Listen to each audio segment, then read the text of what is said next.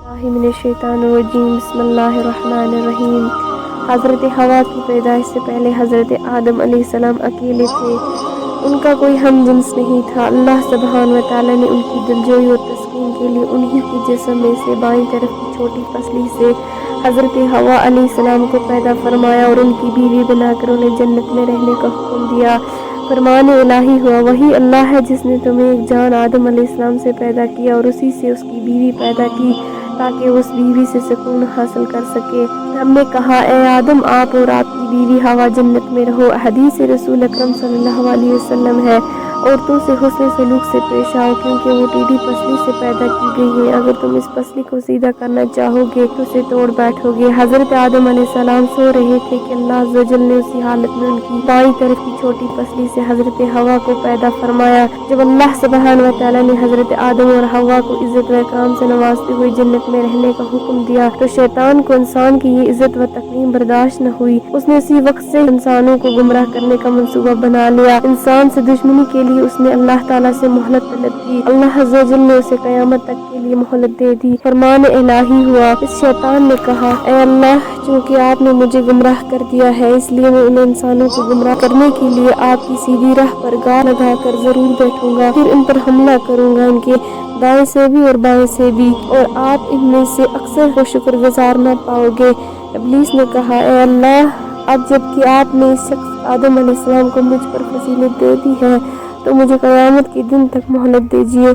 मैं इस औलाद में से चंद लोगों के अलावा सबको जरूर अपने काबू में कर लूंगा। इब्लीस ने कहा, मेरे रब, मुझे इस दिन तक मोहलत दीजिए जब लोग दोबारा उठाए जाएंगे। अल्लाह ने फरमाया, तुझे मोहलत दी जाती है इस दिन तक जिसका वक्त मालूम मुकर्रर है। इब्लीस ने कहा, आपकी इज्जत की कसम मैं इन सब को बहका कर रहूंगा सवाए तेरे मुखलिस बंदों के। रसूल अकरम सल्लल्लाहु अलैहि वसल्लम ने फरमाया, यकीन मानो शैतान आदम अलैहिस्सलाम की औलाद को गुमराह करने के लिए इस्लाम की राह पर बैठा हुआ उनके दिलों में ये वसवसे डालता है कि अफसोस, तुम अपने बाप दादा का दीन छोड़कर मुसलमान हो रहे हो।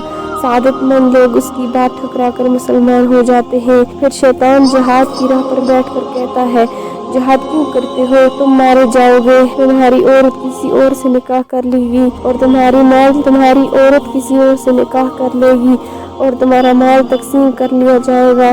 मगर सादतमंद लोग उसकी बात रद्द करके जिहाद के लिए निकल पड़ते हैं। ऐसे लोग यकीनन जन्नती हैं, खवा शहीद हो जाए या डूब कर या कुचल कर मर जाए। अल्लाह ताला ने इब्लीस को क़यामत तक के लिए मोहलत देने के बाद बनी नूह इंसान को इब्लीस की दुश्मनी से आगाह फरमा दिया और ये वजाहत कर दी कि तुम्हारा सबसे बड़ा दुश्मन शैतान है। इससे बचने की हर मुमकिन कोशिश करो। ये बड़ा चालाक और छुप कर वार करने वाला है।